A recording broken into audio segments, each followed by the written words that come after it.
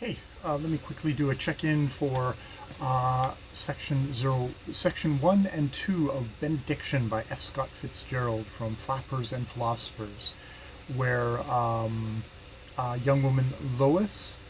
Uh, the opening thing is it seems to be sort of she's gotten a letter from a lover, and she's given her reply to him, and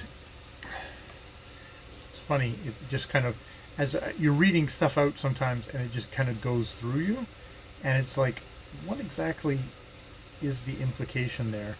I mean, it's sort of the implication is like, okay, I'm gonna. It's a very kind of brief message, which kind of edits out all of her kind of her her worries, her, what would you say?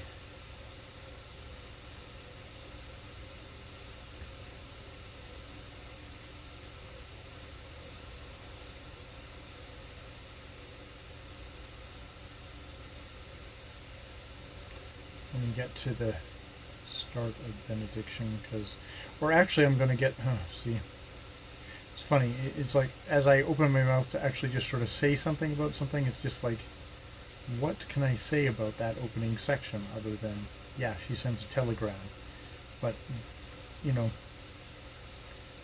you know, there's she was 19, romantic and curious and courageous, which is probably dangerous. And she's waiting for a large lady who's negotiating with the clerk over whether it's 48 words, which she says it is, or the dreaded 51, which I'm assuming is a thing. Yeah.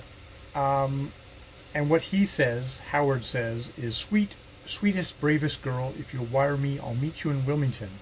Till then, I'll just be here waiting, hoping for your every long dream of you to come true.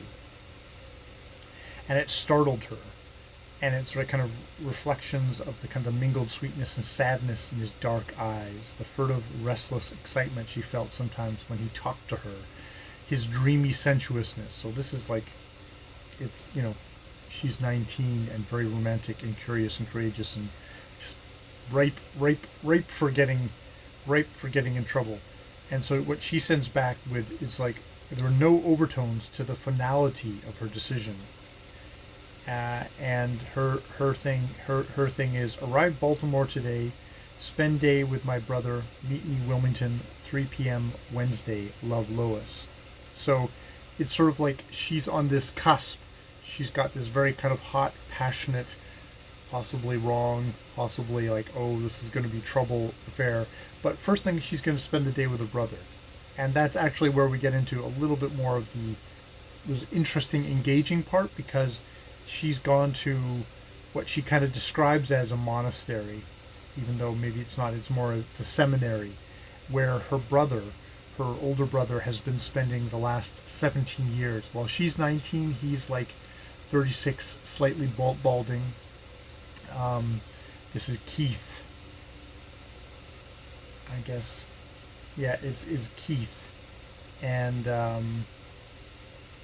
you know, they have this discussion about, like, how she's looking at the younger people around, younger guys around. She's like, how could they make a decision so early to give up kind of life outside, because like he has obviously given up life outside.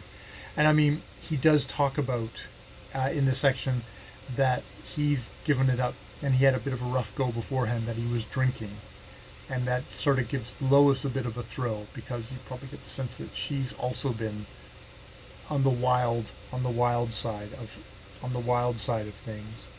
Um, and Fitzgerald does a really good thing of just sort of getting this idea of, for this was the Society of Jesus, founded in Spain 500 years before by a tough-minded soldier who trained men to hold a breach or a salon, preach a sermon or write a treaty, and do it and not argue. So it's kind of that martial kind of discipline, that kind of hard, what you get from like the kind of a Jesuit tradition.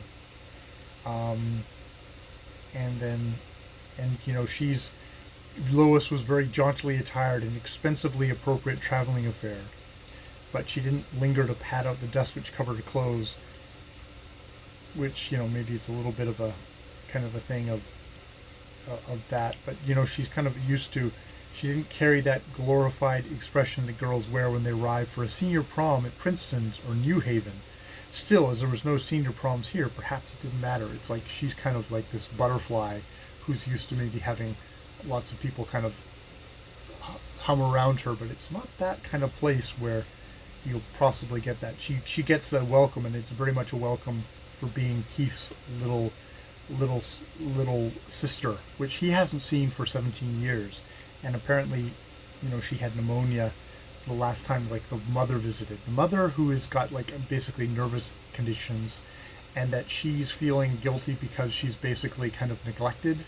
She's like, I don't want to be tied down by this. And, there's that whole thing of the brother could be away at a monastery and not help the mother at all. But if the young daughter doesn't basically just sacrifice all her youth to tending to her mother, that makes her the bad person, not the brother who's decided to devote himself to a religious path. And what's interesting here is, like, well, why did you decide to be a priest, to take this path? And he's like, oh, I don't want to talk about it, but he does get him to talk about it. And it's this whole thing of he was taking the train, and a fellow traveler sits down in front of him, and the traveler tells him that, I want you to become a priest. And he starts up and is like, no, what the hell? And but of course there wasn't anyone there. Yeah, it's like, I heard a voice say, I want you to be a priest. That's what I want. Well, I jumped up and cried out, oh my God, not that. Made an idiot of myself before 20 people. You see, there wasn't anyone sitting there at all. And then a week afterwards, I went to the Jesuit college in Philadelphia and crawled up the last flight of stairs to the rector's office on my hands and knees, which maybe is the appropriate way you do that, or is that a metaphorical thing? But yeah, so he had this kind of religious moment of, like, Jesus comes to me, is you get the sense, and he's been told, and then maybe he feels a little bit embarrassed about that. Now he's kind of more in the religious establishment, so it's probably not as smiled upon, having these direct things with thing. And they have this whole discussion about sweetness, about what sweet is, and what sweet is in the man. And they had having an argument with a fellow saying that, like, well, sweetness in a man just means being soppy, but and saying that I suppose a real sweetness is a sort of hardness and strength.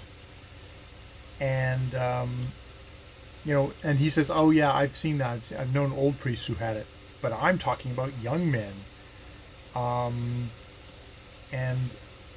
And that's when they go into this whole thing. But this idea of drumming out kind of human sympathy, like she's saying, like, well, wouldn't people be better priests if they were people who had experience in life, who, so then when people came to a priest with a problem, they'd have empathy, because they'd have, oh, I had a common experience, like I had life before being a priest. And he's like, no, not necessarily. That a lot of times what they try and drum out is a lot of that ego thing, that saying that sometimes reform people can be the most rigid and intolerant, but also is the idea that real help comes from a stronger person whom you respect, and their sympathy is all the bigger because it's impersonal. So not having that human connection, but saying, like, no, I have a sympathy for you on an impersonal personal thing, that makes it stronger, harder, possibly sweeter. Whereas Lois objects that they want human sympathy. They want to feel the other person's been tempted. And she actually kind of brings up the example of their mother, who was with who when she was going through the stuff over, I think it's her her her mother's death, that there was a woman that she hung around with. After you were born, when mother began to get nervous, she used to go and weep with a certain Miss Comstock. Lord, it used to make me shiver. She said it comforted her, poor old mother. No, I don't think that to help others you've got to show yourself at all.